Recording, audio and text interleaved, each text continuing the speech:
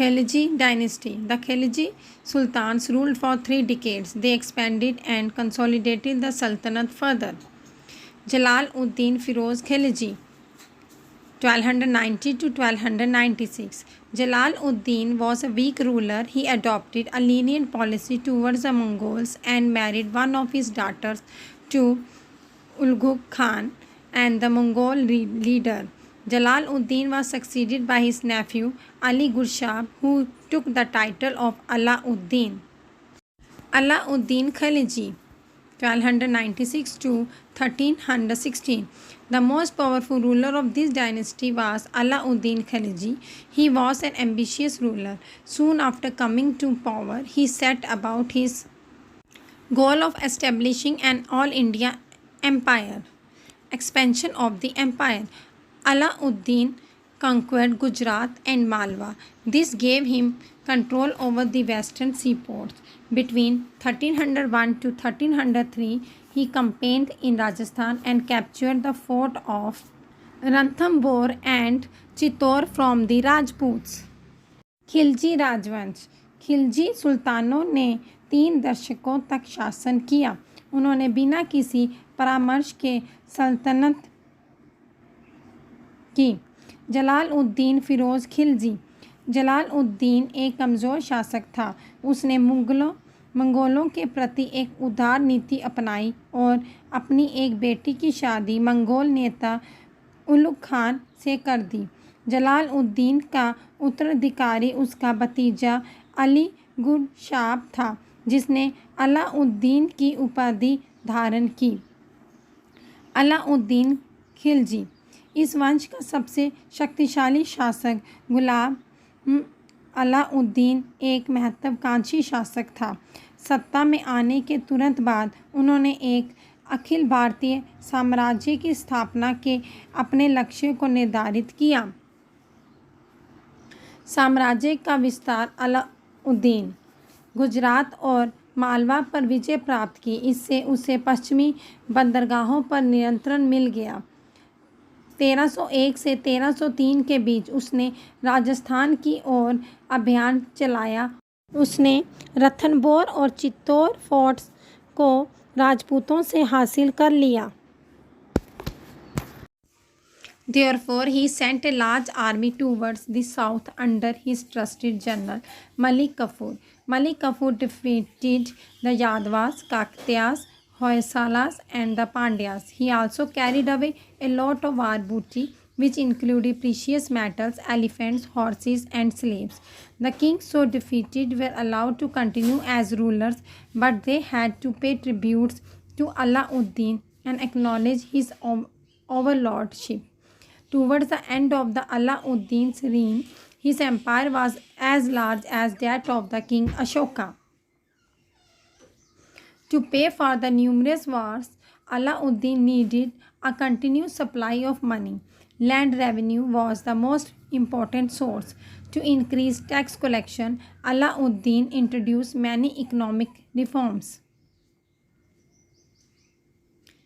Economic measures. Alauddin Khilji ordered the measurement of all land under cultivation. It was divided into different categories according to fertility.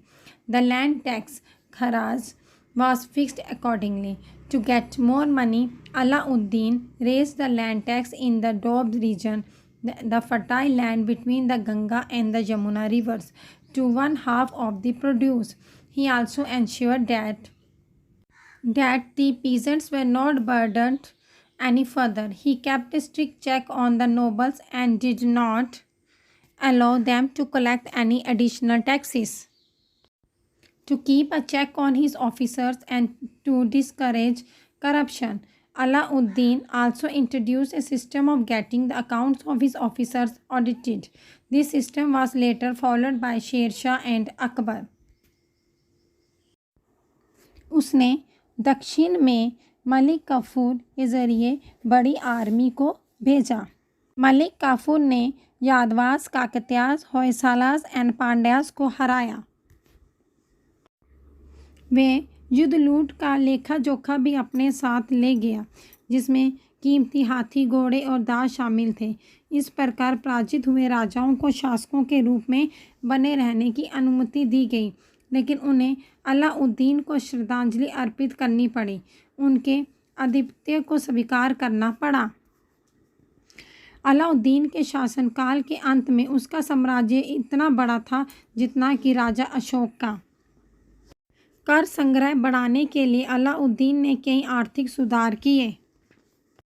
आर्थिक उपाय।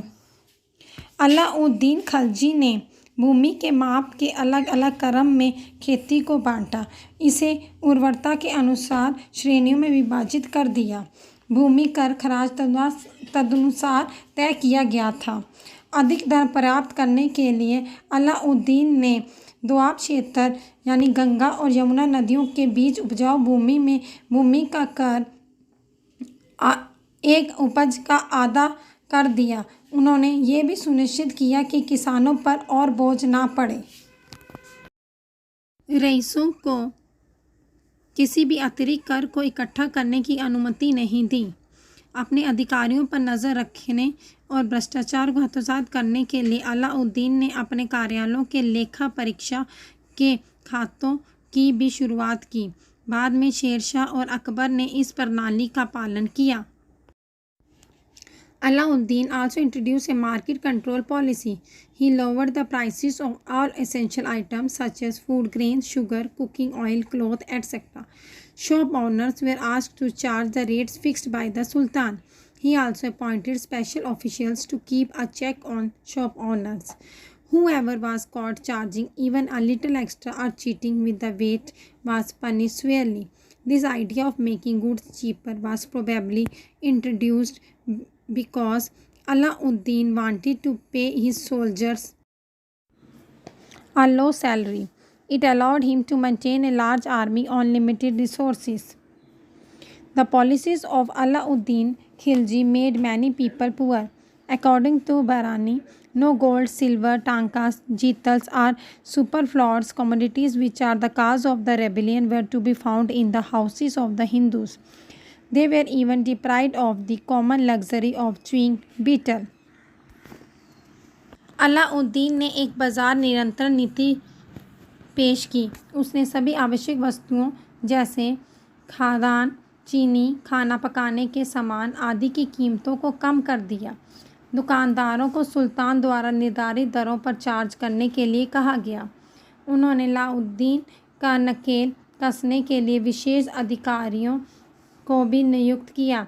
जो भी दुकानदार थोड़ा अतिरिक्त चार्ज करते या वजन के साथ धोखा देते हुए पकड़े जाते, उन्हें कड़ी सज़ा दी जाती।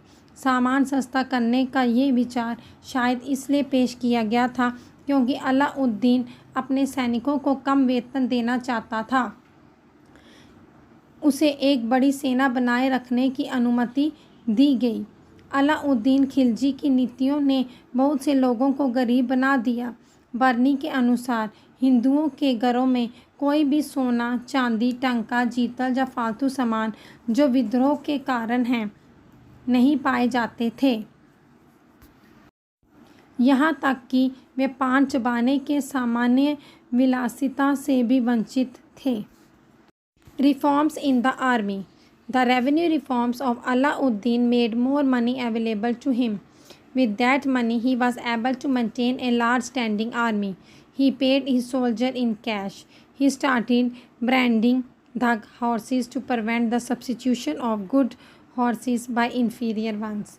A full description chehra from each soldier was also kept. Spies were posted in different parts of the empire to keep the Sultan informed of all the developments. Many of these measures were later followed by Sher Shah and Akbar.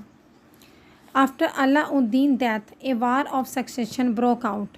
The last Khilji ruler was Khusrau Malik. Ghiyas-ud-Din defeated him and started the Tughlaq dynasty. सेना में सुधार। एक बड़ी सेनाई सेना चाहता था। उसने अपने सैनिकों को नकद भुगतान किया। उसने अच्छे घोड़ों की जगह घटिया घोड़ों को रखने से रोकने के लिए दाग घोड़ों को दागना शुरू कर दिया। प्रत्येक सैनिक का पूरा विवरण चेहरा भी रखा गया था। सुल्तान को सभी घटनाक्रमों से अवगत कराने के लिए साम्राज्य के विभिन्न हिस्सों में जासूसों को तैनात किया गया था। इसमें से कई उपायों का पालन बाद में शेरशाह और अकबर ने किया। अलाउद्दीन की मृत्यु के बाद उत्तराधिकारी का युद्ध छिड़ गया। खिलजी का अंतिम शासक खुसरो मलिक था। घियास-उद-दीन ने उसे हराकर तुगलक डायनेस्टी की शुरुआत की। The Tughlaq dynasty. The Tughlaq dynasty ruled for close to 100 years. It produced two powerful sultans, Muhammad bin Tughlaq and Firoz Shah Tughlaq. Tughlaq राजवंश ने लगभग 100 वर्षों तक शासन किया। इसने दो शक्तिशाली सुल्तानों मोहम्मद बिन तुगलक और फिरोज शाह को जन्म दिया। Ghiyas-ud-Din Tughlaq. The first ruler of this dynasty was Ghiyas-ud-Din Tughlaq. He put down rebellion and strengthened the sultanate. He was succeeded by his son Jauna Khan, who took the title of Muhammad bin Tughlaq. गियास-उद-दीन Tughlaq इस वंश का पहला शासक गियास-उद-दीन था। उसने विद्रोहों को दबा दिया और सल्तनत को मजबूत किया। उसका उत्तराधिकारी उसका पुत्र जौना खां बना, जिसने मोहम्मद बिन तुगलक की उपाधि धारण की। Muhammad bin Tughlaq was a very powerful ruler. Ibn Battuta gives a lot of information about his reign.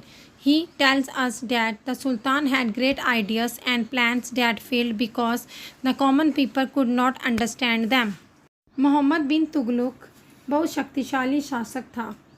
Ibn Battuta ने उसके शासनकाल के बारे में बहुत सी जानकारी देता है। वह हमें बताता है कि सुल्तान के पास महान विचार और योजनाएं थीं जो विफल हो गई क्योंकि आम लोग उन्हें समझ नहीं पाए।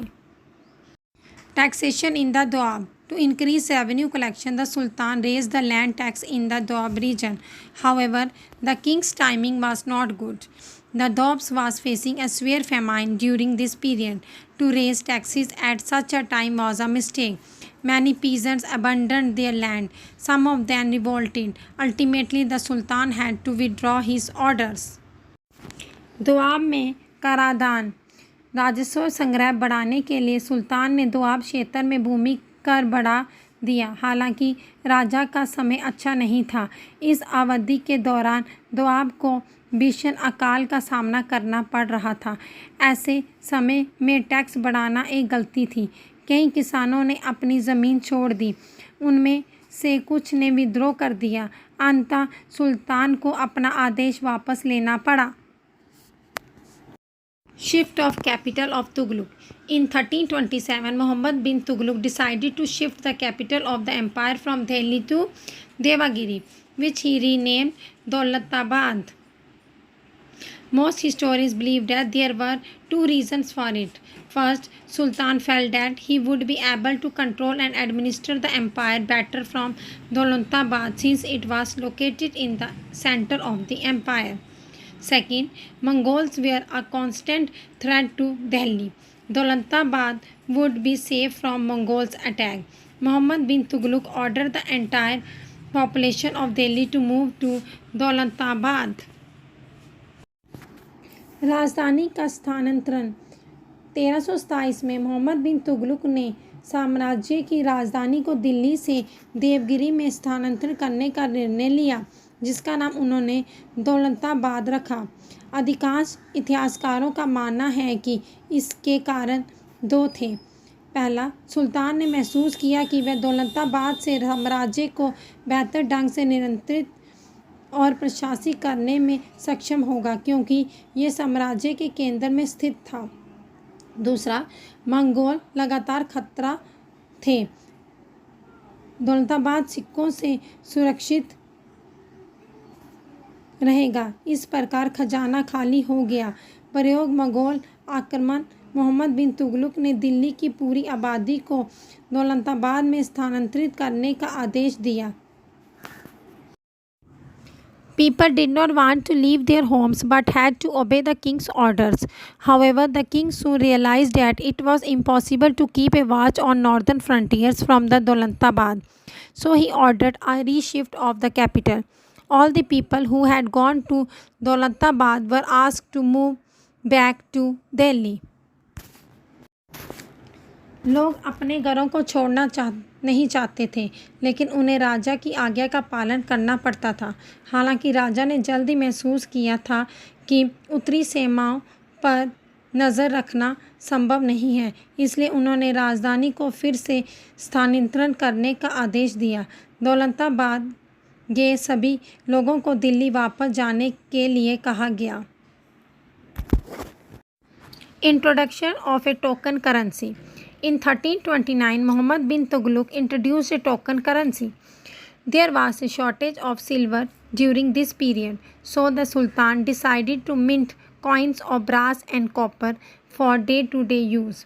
These coins had the same value as pure silver coins. Further, they could be exchanged for silver coins at any time from the royal treasury. Muhammad, however, failed to check the illegal minting of coins. The design of the coin was simple enough for ordinary craft people to copy. As brass and copper were easily available and much cheaper than silver, people brought brass and copper in bulk and started minting coin at home. The kingdom was flooded with forged coins. Money lost its value. Trade suffered as foreign merchants refused to accept these coins. The Sultan had to give silver coins in exchange of even forged coins. The treasury thus became empty. The experiment was soon withdrawn. Barani wrote that heaps of bronze coins rose like mountains near Tughlaqabad. सांकेतिक मुद्रा का प्रचलन। 1329 में मोहम्मद बिन तुगलक ने सांकेतिक मुद्रा का प्रचलन किया। इस दौरान चांदी की किल्लत हो गई थी, इसलिए सुल्तान ने दैनिक उपयोग के लिए पीतल और तांबे के सिक्के डालने का निर्णय लिया। इन सिक्कों का मूल्य शुद्ध चांदी के सिक्कों के बराबर था। इसके अलावा शाही खजाने से किसी भी समय चांदी के सिक्कों के बदले उनका आदान प्रदान किया जा सकता था। हालांकि मोहम्मद सिक्कों के अवैध खनन की जांच करने में विफल रहे। सामान्य शिल्पकारों की नकल करने के लिए सिक्कों का डिज़ाइन काफ़ी सरल था। चूँकि पीतल और तांबा आसानी से उपलब्ध थे और चांदी की तुलना में बहुत सस्ते थे, लोगों ने थोक में पीतल और तांबा खरीदा और घर में सिक्के डालना शुरू कर दिया। राज्य जाली सिक्कों से भर गया था। पैसे ने अपना मूल्य खो दिया। व्यापार को नुकसान हुआ क्योंकि विदेशी व्यापारियों ने इन सिक्कों को स्वीकार करने से इनकार कर दिया। यहाँ तक कि जाली दिल्ली के बदले में सुल्तान को चांदी के सिक्के देने पड़े। इस प्रकार खजाना खाली हो गया। प्रयोग जल्दी ही वापस ले लिया गया था। बर्नी ने लिखा है कि कांसे के सिक्कों के ढेर पहाड़ों की तरह उठते हैं। तुगलकाबाद के पास Karachi expedition to secure the northern frontier of the सल्तनत, Mohammad bin Tughlaq sent an army to the Kangra region, modern Himachal Pradesh. After annexing this region, the army proceeded towards Tibet. It suffered heavy casualties. Karachi अभियान सल्तनत की उत्तरी सीमाओं को सुरक्षित करने के लिए मोहम्मद बिन तुगलक ने कांगड़ा क्षेत्र, आधुनिक हिमाचल प्रदेश में एक सेना भेजी।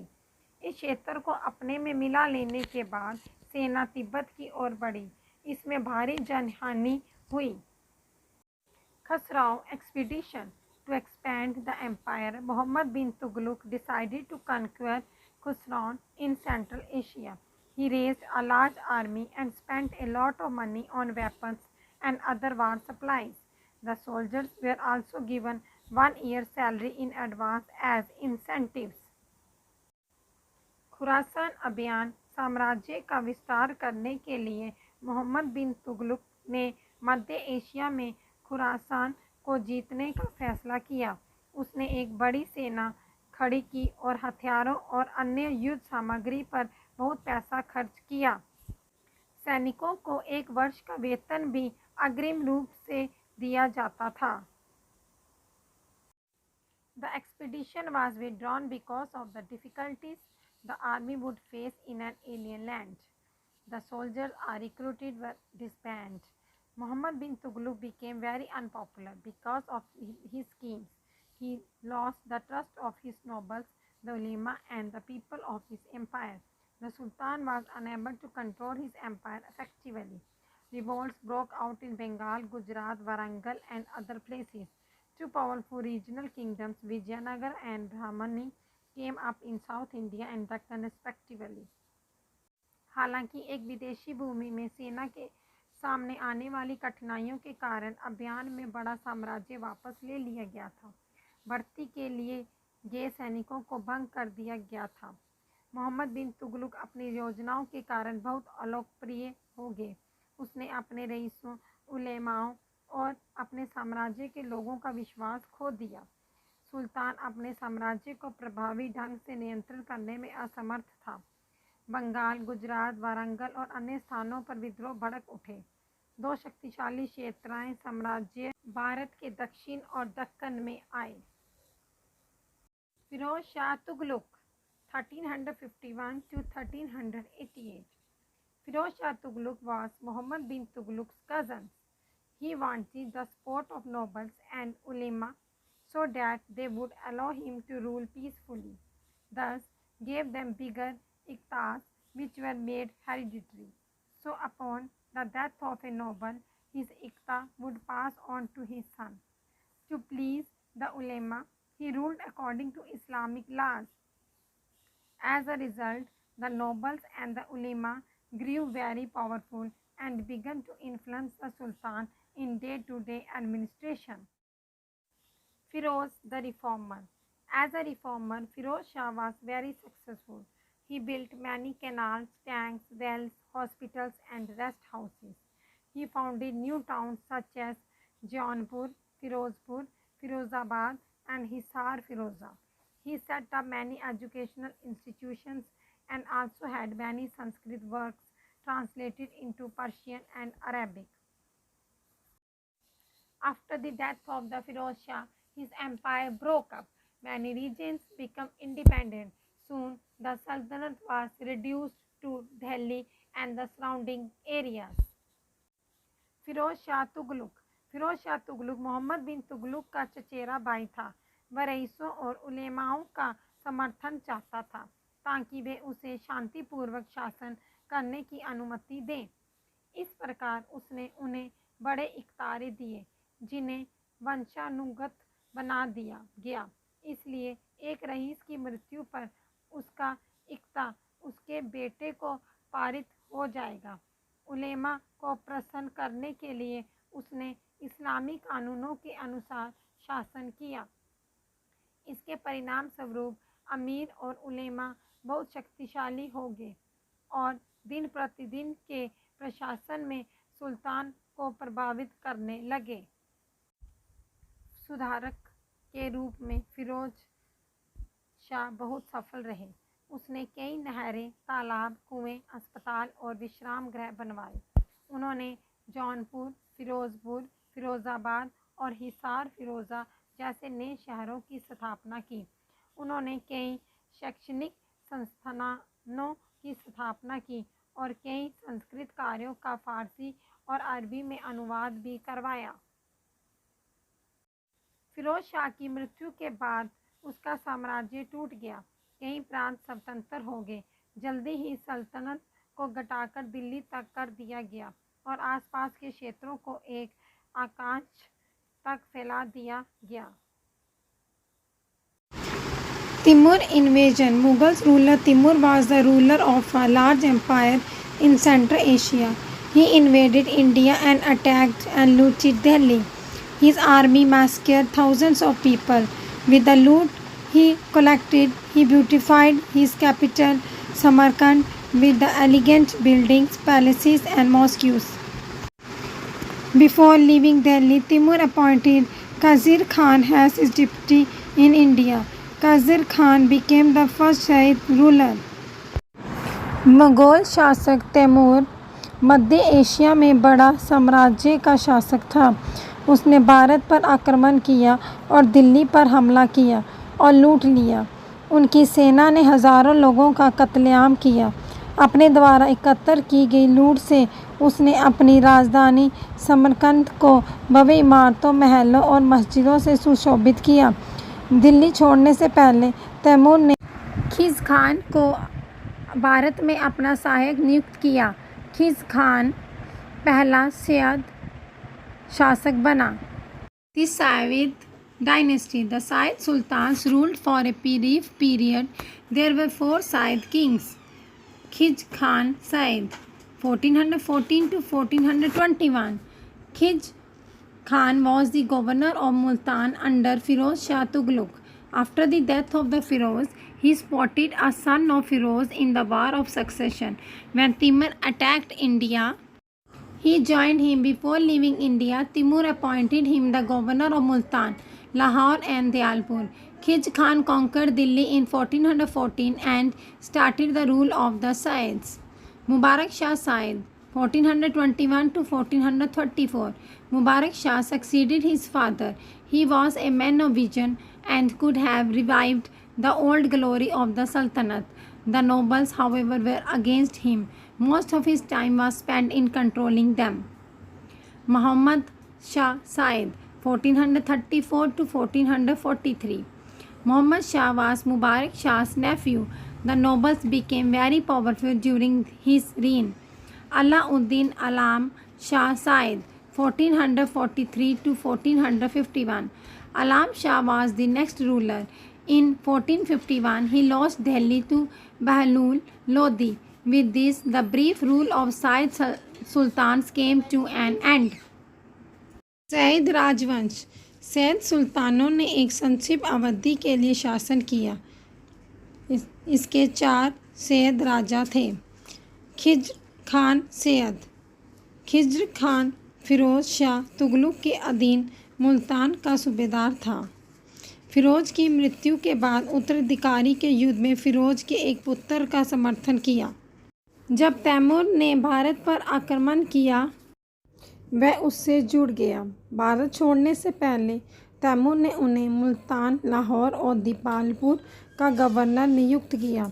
खिज़र खान ने 1414 में दिल्ली पर विजय प्राप्त की और सैयदों का शासन शुरू किया. मुबारक शाह सैयद. मुबारक शाह अपने पिता के उत्तराधिकारी बने. वह दूरदर्शी व्यक्ति था और सल्तनत के पुराने गौरव को पुनर्जीवित कर सकता था. हालांकि रईस उसके खिलाफ थे. उनका अधिकांश समय उन्हें नियंत्रित करने में व्यतीत होता था. मोहम्मद शाह सैयद. मोहम्मद शाह मुबारक शाह के भतीजे थे. उसके शासनकाल में अमीर बहुत शक्तिशाली हो गए थे. अलाउद्दीन आलम शाह सैयद. आलम शाह अगला शासक था. वह बहलोल लोदी से दिल्ली हार गया. इसी के कारण सैयद सुल्तानों का अंत हो गया. The Lodi dynasty. Until this period, all the rulers of the Sultanate were of Turkish origin. The Lodis, however, were the Afghans. Bahlul Lodi. The first Lodi ruler was Bahlul Lodi. He tried to consolidate the fragmented Sultanate.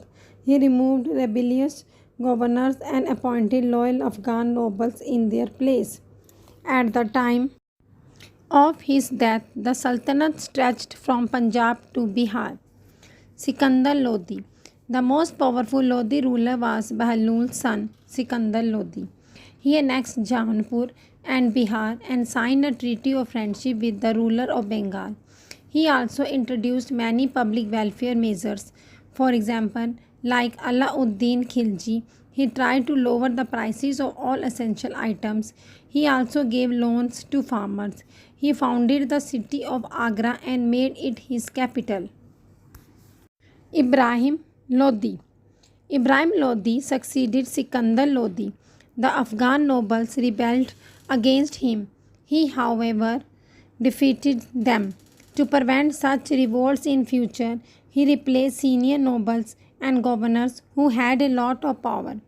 By younger men, the displaced nobles conspired with Babur, who overthrew Ibrahim Lodi in the First Battle of Panipat in 1526. Babur was the first ruler of the Mughal dynasty. Lodhi राजवंश इस काल तक सल्तनत मूल के सभी शासक तुर्की के थे, हालांकि लोधी अफगान थे। बहलोल लोधी प्रथम लोधी शासक बहलोल लोधी था। उसने खंडित सल्तनत को मजबूत करने का प्रयास किया। उसने विद्रोही गवर्नरों को हटा दिया और उनके स्थान पर प्यारे अफगान रईसों को नियुक्त किया। उन दिनों उनकी मृत्यु के बाद सल्तनत पंजाब से बिहार तक फैल गई।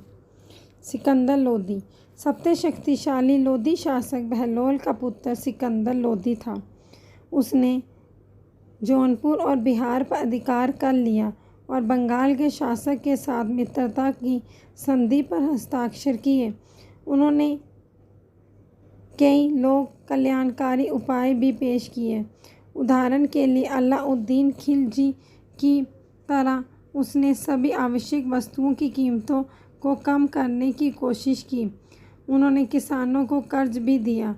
उसने आगरा शहर की स्थापना की और उसे अपनी राजधानी बना दिया। इब्राहिम लोधी ने सिकंदर लोधी का स्थान लिया। अफगान सरदारों ने उसके विरुद्ध विद्रोह कर दिया, हालांकि उन्होंने उन्हें हरा दिया। भविष्य में इस तरह के विद्रोहों को रोकने के लिए उसने वरिष्ठ रईसों और राज्यपालों, जिनके पास बहुत अधिक शक्ति थी, को युवा पुरुषों द्वारा बदल दिया। विस्थापित रईसों ने बाबर के साथ साजिश रची, जिसने 1526 में पानीपत की पहली लड़ाई में इब्राहिम लोधी को उखाड़ फेंका। बाबर मुगल वंश का पहला शासक था।